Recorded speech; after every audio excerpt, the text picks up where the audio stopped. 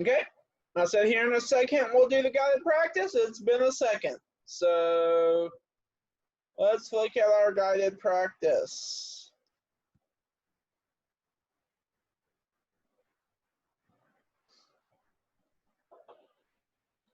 So it starts off by saying classify each angle as acute, right, or obtuse. Then use the protractor to find the measure. Number 1, angle VXW. So there's V. I made it to X, so I'm going to turn and go out to W. Okay, what does this one look like? It's small, so we'll say it's acute.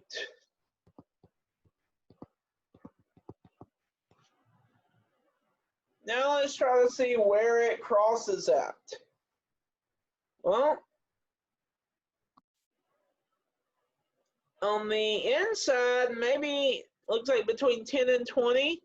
So I'm going to say 15 on the inside. On the outside, it looks like it's between 160 and 170. So I'll say 165. That sounds fair. And we start at the bottom. So we don't have to worry about any kind of subtraction or anything fancy like that. Okay, well, since we're acute, which number do I use? The big number or the little number? The little number. So this angle is 15 degrees.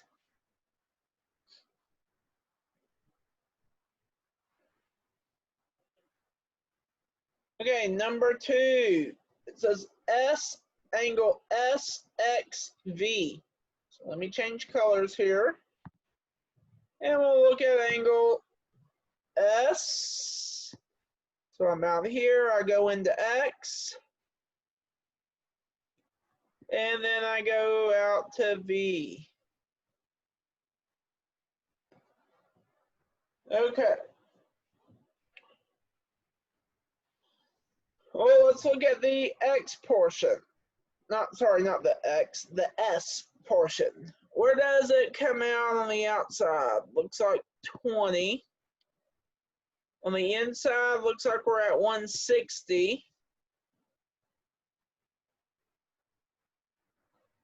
And then on the V side of the angle, we're up as well. So we're not starting flat at the bottom, which means we're going to have to do a little bit of math here.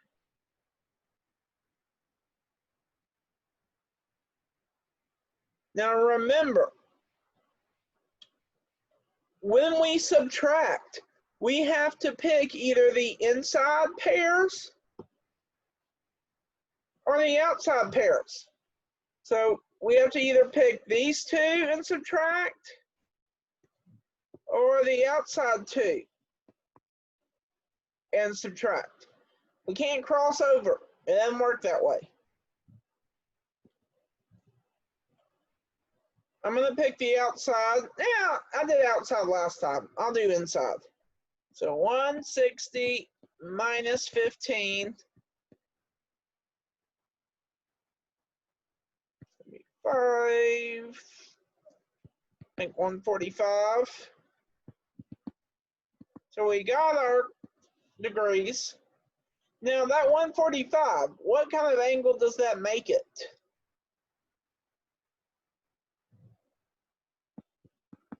Obtuse.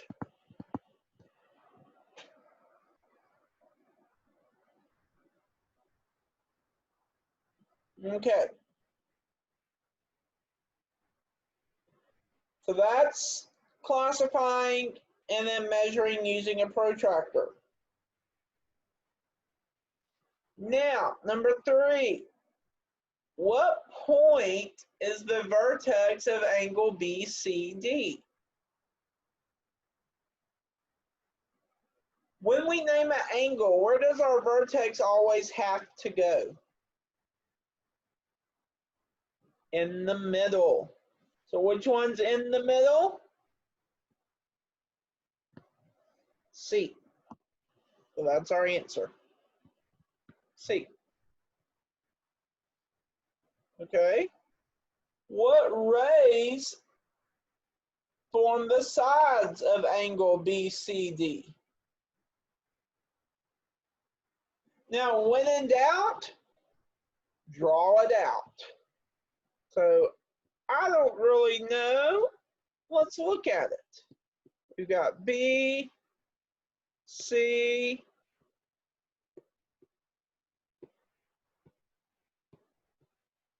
D. So what are our two rays? Remember, on a ray, you have to start where you begin. So CB is one. And what's the other? We start back at C and go to D.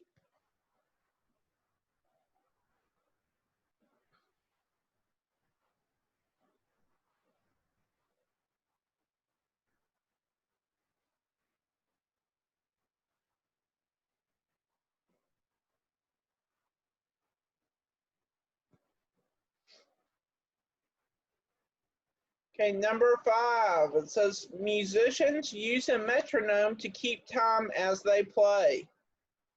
If you're in band or choir, you know how true this is, especially band. I can still hear that on the marching field, the beep, beep, beep, beep, beep, beep. Can you turn it off? Anyways, the metronome's needle, if you have an old-fashioned one, swings back and forth in a fixed amount of time. They want us to name all the angles on the diagram. Nowadays, most metronomes, I feel like, are digital. They do a beeping sound, but the older style is like the one in the picture. So let's name all angles on here. So we have the big angle.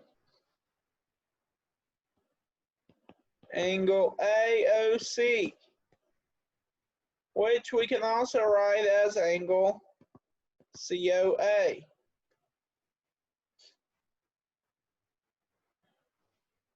Now let's focus on the angle on the right side. So we're going to have angle COB, or we could also call it angle BOC. And then the number in the middle, right there, is angle 2. So there's that one. Let's look at the left side now. Guess we'll start with a number. So angle 1. Or we could say it's angle BOA. And what's the last one?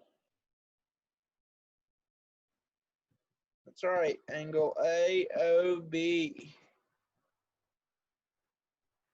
Notice how I did that. I was kind of strategic about it. That way I won't possibly forget one.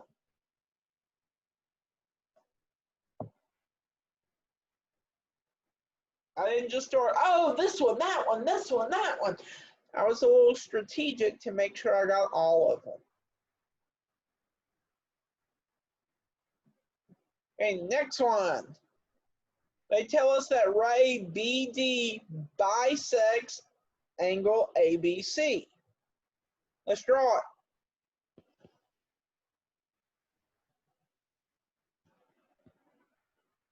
So here's angle A, B, C.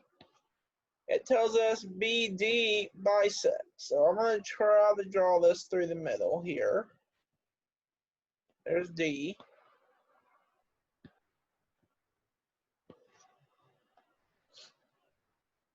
Okay, let's see what info it gives us. Well, first it bisects, so that means these are equal to each other. Let's mark it. Tells us that ABD, so the top angle is 5y minus 3. Angle DBC, so the bottom angle is 3y plus 15. And it asks for the whole thing.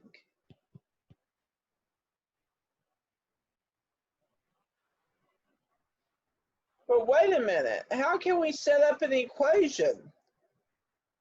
Because if we want the whole thing, we know that part plus part equals whole, but we only have the two parts. We don't have the whole.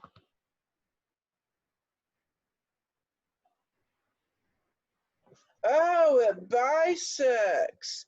So what's that mean about the two parts?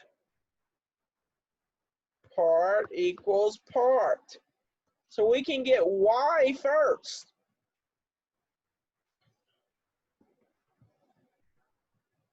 So 5y minus 3 equals 3y plus 15. Now we got to solve for y. So subtract 3y from both sides. And give us 2y minus 3 equals 15. Add 3. Get 2y equals 18. I'm out of room, so I'm going to rewrite it up here. Divide by 2, you get y equals 9. Now, did it ask for y? No, it asked for the whole angle. Well, let's see. Let's plug in to the top. I want to change colors here. So angle ABD. Well, angle ABD is equal to 5 times y, which is 9, minus 3. So that gets us 42, the meaning of life.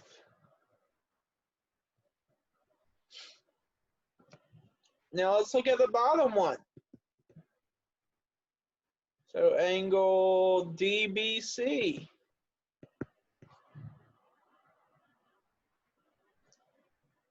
Well, that's going to be 3 times 9 plus 15, which is also 42. So each individual piece we know now is 42. Well, how do you get the whole thing? Well, add them up. So the measure of angle ABC is 42 plus 42, which is 84 degrees. So on this one, they've got a blank space, so let's write our answer.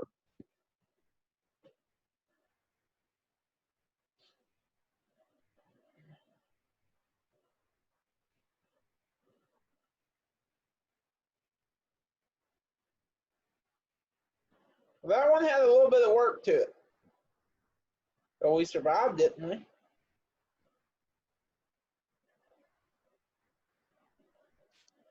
Last one. It says M is the midpoint of PR. So I'm going to draw that.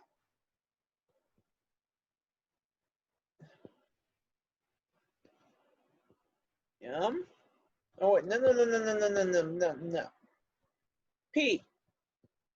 R. M is the midpoint. Now let's see, it tells us PM is 2x plus 5. MR is 4x minus 7. Solve for x. Well, if M is the midpoint, what do we know about each individual part?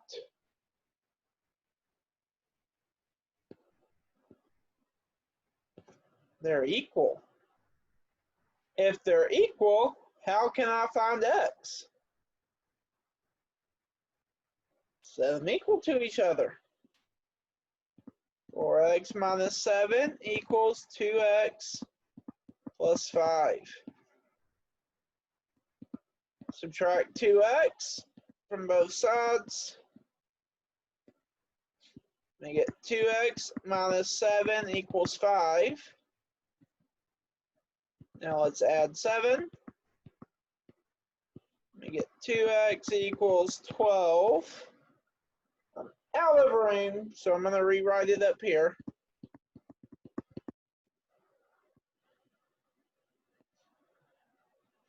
Divide by 2, and you get x equals 6. Now, is that all they ask us to find? Yep, find x.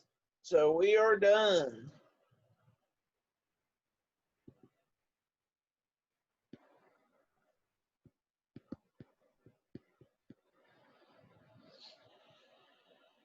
Okay, so that's the guided practice. We did the first 7 together.